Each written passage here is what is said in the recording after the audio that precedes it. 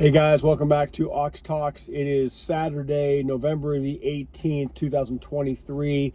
Hope you all are doing well. Thought I would mix up the format today, shoot a little, just a short video from the car and the convertible today. It's Saturday, it's kind of a car day for me.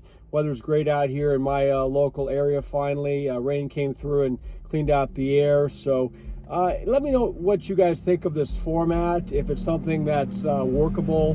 I don't know how the angle is, and it's not my comfort zone, but let me know what you think, and I'll do more from the car. Not too much on the car, but this is a Porsche 964. It's a 1990. Picked it up about 4.5 months ago.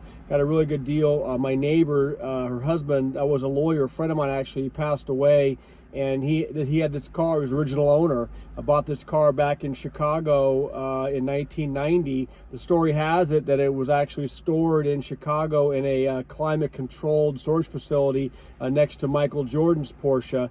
And whether that's true or not, I don't know, but it's a cool story to tell. Anyway, he babied this car. The miles are real low on it.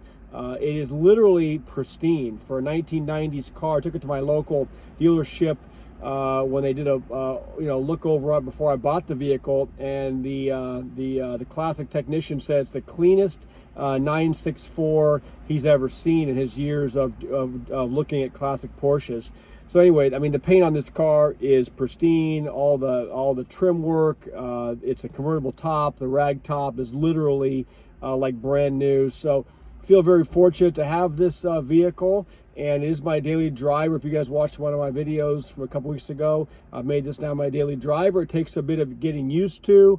I haven't modified anything. It's all stock, except I did do two things a few weeks ago just to add a couple creature comforts. One is I got a cup holder and replaced it in place of the old cassette holder. Yes, cassettes, for all of you that are from the 80s. And I also got a part that contains a little magnet that holds the phone, so I can at least be on a wireless call or a Zoom call, not be having to hold my phone. So other than those a couple little things, I've done nothing to the vehicle, just really enjoying it, enjoying the good weather out here. So again, let me know what you think of this format, if it works or not. There's not a lot going on today. I checked some of the news feeds. It seems fairly quiet, but there's one story that piqued my interest that we all need to keep in mind. And this is out of the Daily Huddle, and it says, J.P. Morgan Chase says news that a scammer stole $11,000 from a retired postal worker's account is heartbreaking, but the bank will not make the customer whole.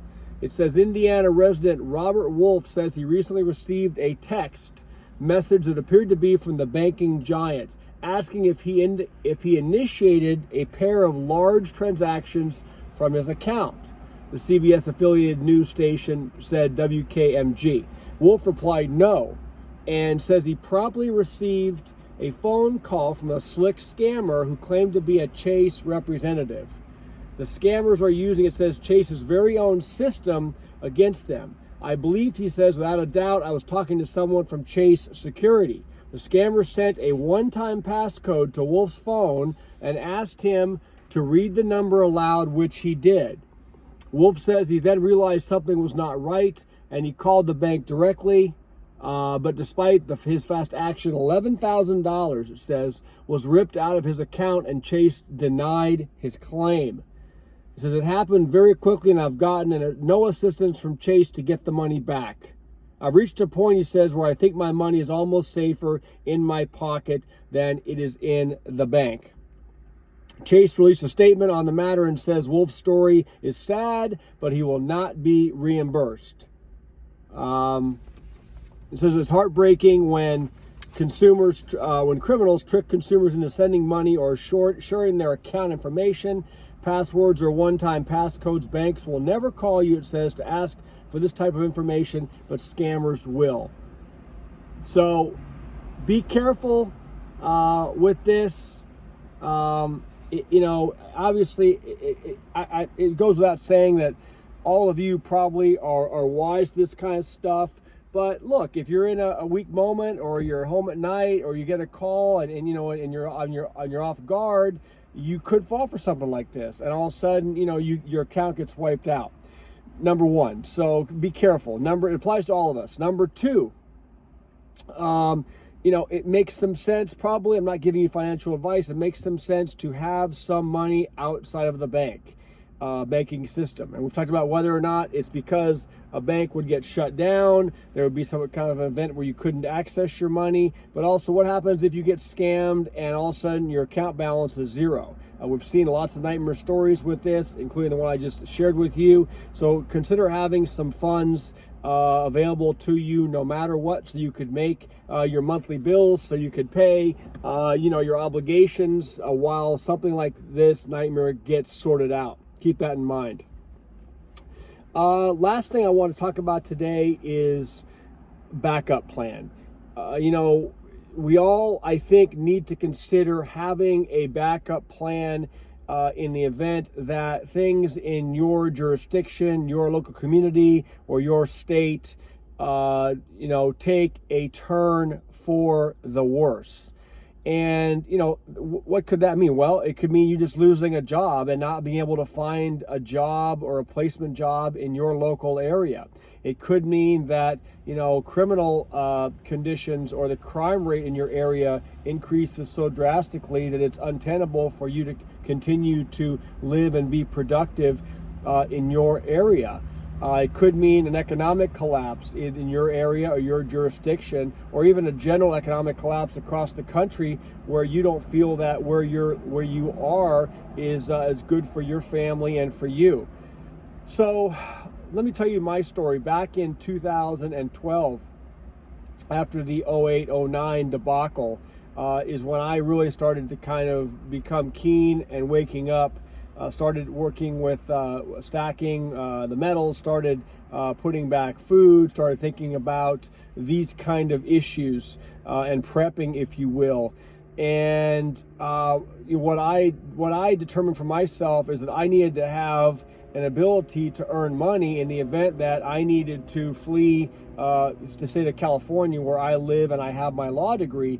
With the practice of law, you can only legally practice law in a state where you have a bar number or a law license, and I'm licensed in California. So for me to go anywhere outside California and practice law, I would have to pass the bar exam and get a law license. And of course, that's not something that can be done, on the drop of a hat. It takes preparation and studying. And if you're like me, the older you get, the harder it is to sit and take, an exam like that. In California, the bar exam's 3 days, and it's 8-hour days. So it's about 24 hours exam, brutal. But sorry about the digression there. The point is that I decided that I wanted to have a backup plan in a place where I thought back here in 2012, now we're going back 11, 12 years ago, that I thought would be a suitable place to be. Both in terms of the way the government's run, the rules on home protection and protecting yourself, economic climate, all those kinds of things. I determined that Texas made some sense. Fortunately enough, California and Texas have some reciprocity, where Texas will allow you to waive into their bar if you jump through certain requirements, you pass their ethics examination, their background check, all that kind of stuff. It was a lot to do, but the point is I got approved and issued a law license out of Texas. That's my backup plan.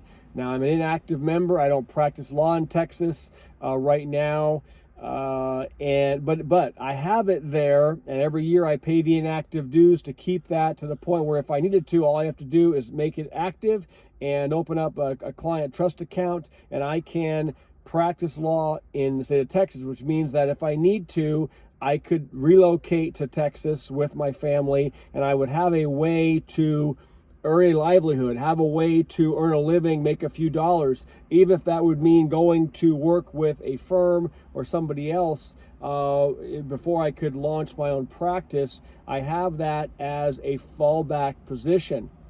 From California, if you're in California, you know that every year things deteriorate more. Crime rates going up. The political situation is getting worse. The laws on other items are getting extremely,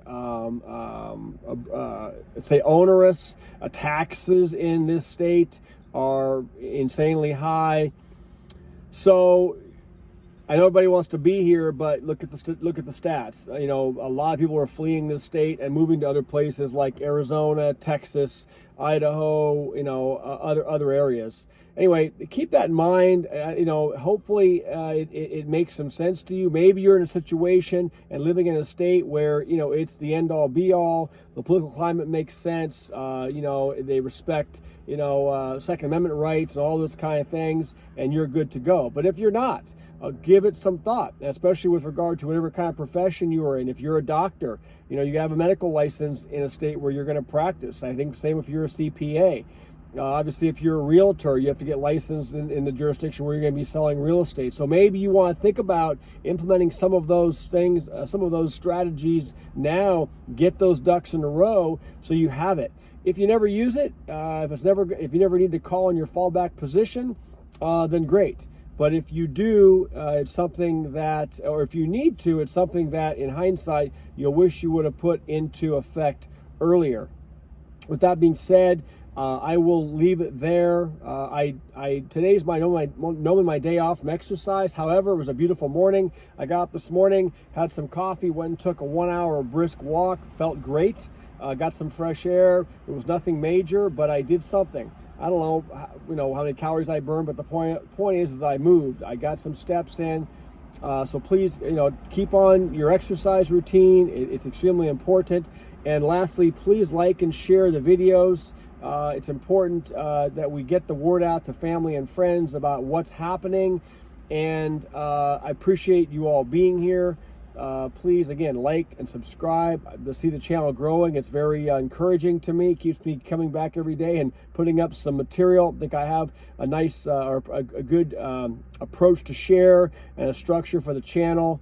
And lastly, I saw today on some replies on some of my videos, something's going on. There's some bots or something. Again, I'm new to this, so I don't get how it all works, but there are some things or people putting replies that apparently are coming from me with my photograph, and it is not me. So I will never ask you to contact me. I will never ask you to text me. So I don't know what's going on with these spoofing things. I don't really have the time to track it all down and get all this stuff taken off. So, I know it's an inconvenience for all you guys. I apologize. It's surprising to me that it's happening at the level I'm at with the channel, but it is. So just be cautious of it. And again, I don't reach out to anybody. I'm not giving advice. I'm not asking for any money or donations. So just be cautious. It has a similar kind of a theme with this guy that got scammed from someone impersonating a Chase Bank representative and scammed him. Don't fall for this stuff, guys. With that being said, enjoy the rest of your Saturday, and I'll do my best to get something posted tomorrow. Okay? Bye.